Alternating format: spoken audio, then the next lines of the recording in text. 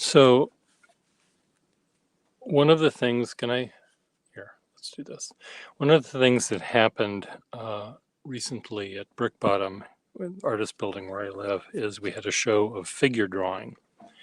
And as part of that, we had an evening where we had a little demonstration. So 3 or 6, I guess there were maybe 10 artists and other people in the building came to watch us talk about how we draw the figure. And this was a figure drawing show rather than things that we normally do just to practice our skills or for studies for a painting we might do or something. These are normally images that are not shown to the public because they're often unfinished and they're on crappy paper and stuff. So, but the show was about that, about working through how we use this process of figure drawing to work through understanding anatomy and understanding how to use our materials and stuff. And it was really, really fun to watch. What I did was we had a model who had all of his body parts and he had clothes on, so we didn't have to deal with issues, but I'm going to use him as a stand-in. So what we had the gallery was set up so that there were 3 easels and large newsprint pads or boards that had a place for the paper to go. So these were here. The clothed model was in the background here, posing, however he or she wanted to pose with a javelin, let's say. And the artists were here, at their easels.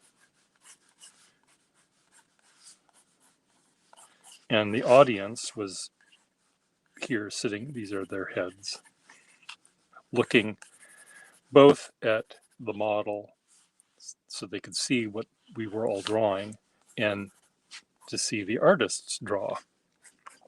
And what was really, really interesting about this was, even though all of us that have gone to art school have drawn the figure, it's always something that is done. And it's how you do things. And but we're often looking at our own drawing and trying to look at the model and try to figure out how our own drawing works to see how other people draw. We see what they did at the end, but we don't see how they did it. And how they did it was really, really interesting when I was sort of the MC. This is me here. So I was talking as these people were working, and I would be watching them as well. And when person A was doing something, I was describing that to the audience, even though they could see that person doing whatever they were doing. I put it into words, blah, blah, blah. And that was kind of interesting. And then I would, as MC, would say, well, Adam, can you tell me what you're looking at, how you're figuring this out? Pauline, can you tell me what you're doing? Patsy, can you explain what you're doing? And that was what was really, really interesting. Even though they were looking at the same thing and they were drawing the same subject, they all drew differently and they all planned it out slightly differently. So I can't remember how Adam worked, but it was interesting to see how everyone initially started putting looking at the figure and holding their pencil at arm's length to see the proportions and how many heads tall the figure was and all that, and mapping it out on their page. Almost everyone started by doing that. No one just dove right in. Everyone sort of made sure that there was enough room on their page to fit the entire figure. I tend to, when I'm drawing the figure or drawing a building or drawing a tree or drawing, I tend to see in my little viewfinder of my brain, I see not just the building, but the tree next to it and the building behind it and the car in front of it and the shadow going this way. I don't look at things the same way that other people do, and I tend to crop. So I might just crop this much of the figure, draw the chin and the Adam's apple and the armpit and the whatever, the shadow of the lance across his shoulder, or I may not draw the whole thing because I'm impatient, and if I draw the whole thing I have to plan out too much, and I didn't like that. So Lou, who was here drawing, very, very, very good draftsman, was taking the model, which I'm using this one as an example, and he was essentially building up the model. Once he sort of figured out where it was all going to fit, the head was going to be here, the chin, he picked points to place, and then he started working with, he would see this little bit, this little triangle. Where's the camera? This little triangle here of dark, and he would sort of lightly make a triangle of dark, and then he'd make another triangle of dark over here and another triangle of dark over here, and eventually he had these big triangles, and then he went into dividing them up into smaller triangles. He was very geometric how he was. It was like taking a camera and being out of focus and slowly being more and more in focus, and that was really neat to see him do that. Over here, Patsy was talking about the Gazinta, and she was a teacher of college students, and she is used to explaining how to look at the figure and make it work. And one of her tricks was to talk about the Gazinta. Now the Gazinta, I said, what the hell are you talking about, Patsy? The Gazinta.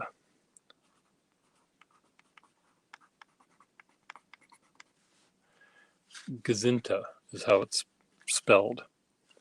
And it was a way of drawing the figure where, for example, I'm just going to do a close-up here of here's the face of Adam. No, David, sorry, David. And here's the arm, the hand of Adam holding his,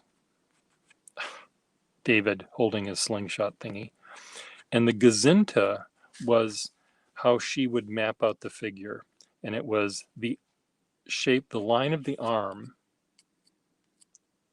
and the line of the chin were on the same line almost. So the arm goes into the cheek, and the other cheek goes into the pectoral muscle. So she was connecting all of the parts, not by drawing a part and then drawing another part. She was drawing the relationship between the parts and the angles and the shapes. So her creation of the same figure was based on the way the elements were connected. And it might have been the shadow of the spear gazinted the Gesundheit went into the arm not holding it up. So it all had to do with a relationship of one thing to another. And that's a, both of these things are really, really important for how these people drew the figure. And it's also a trick that we can learn. I tend to do this more than this, but I do this a lot. I guess I do both of these things. Now, Pauline was here. She sometimes has a little bun. There we go. There Pauline is. And I asked her, well, how do you start the figure drawing? And she was drawing away. And she says, I look for the hot spots. Now, what's the hot spot on this guy? Is, let's see what the hot spot is. It all depends on the lighting, I suppose, what the hot spot is. But in her mind, the hot spot, if I'm remembering correctly, was the area that had the darkest dark and the lightest light. It's sort of where your eye would immediately go to, and you'd see that difference immediately. So it might be the nose, and it's being hit by the light, and the shadow of the nose.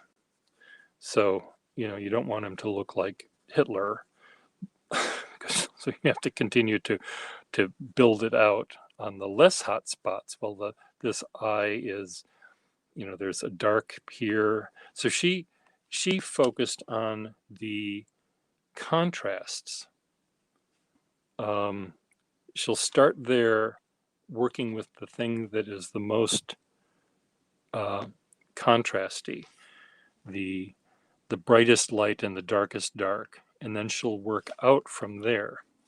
So, and I do that too. I immediately look at a building or a model or whatever, and I find the hot spot. Get your mind out of the gutter.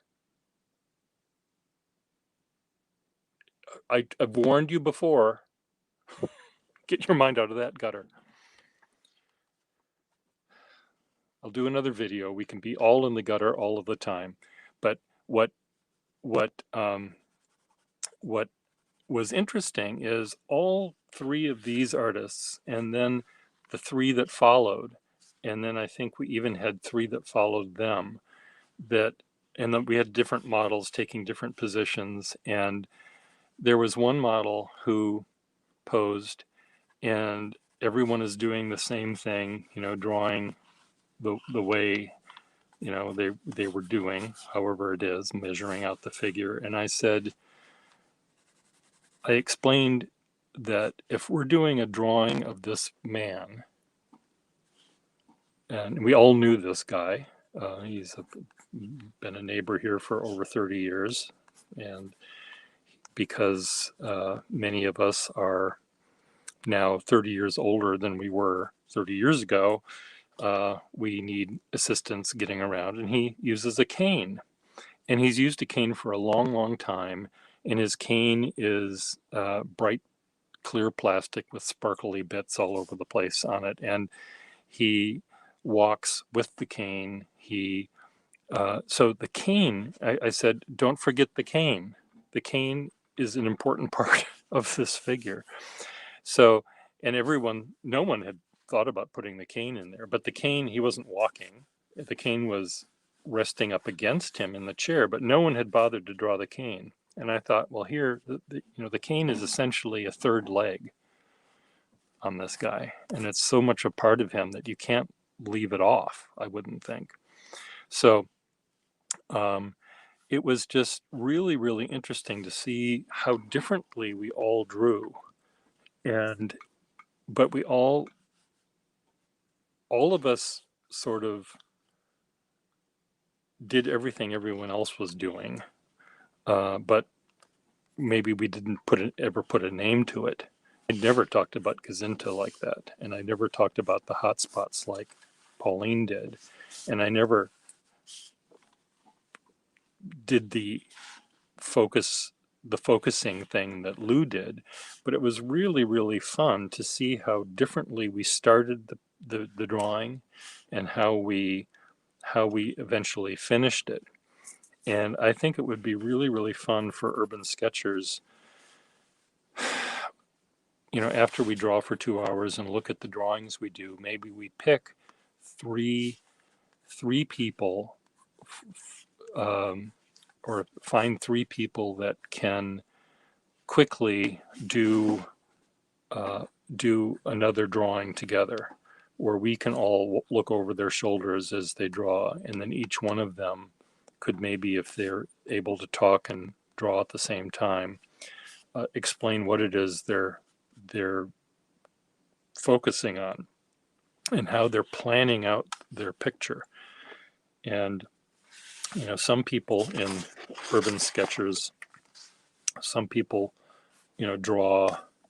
Let's pretend this is the actual statue in Florence, and we're outside in the plaza drawing the one that's outside on the pedestal. Some people draw in contour, and there's nothing wrong with drawing in contour, and you might see how they start and how they finish and how they do what they do. Other people might draw in with watercolor, and this statue is just one sort of gray wash, and in the background is the building. Let's say it's a foggy day. This person, in a foggy day, this person would still draw a contour. That's how they draw.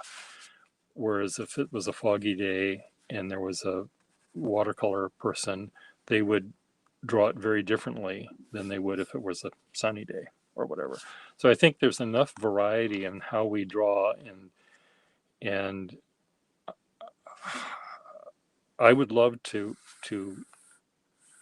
see how both of these people work. I don't really draw in either one of these ways. In watercolor, I draw in pencil this way, but I don't tend to draw contours anymore. I sort of I've forgotten how to do that, and to watch someone do it would be important to me. Watching someone create a watercolor would be important, because I'm trying to learn how to do it, and I get mud all the time. Let's see, what other kinds of, there's so many different types of artists.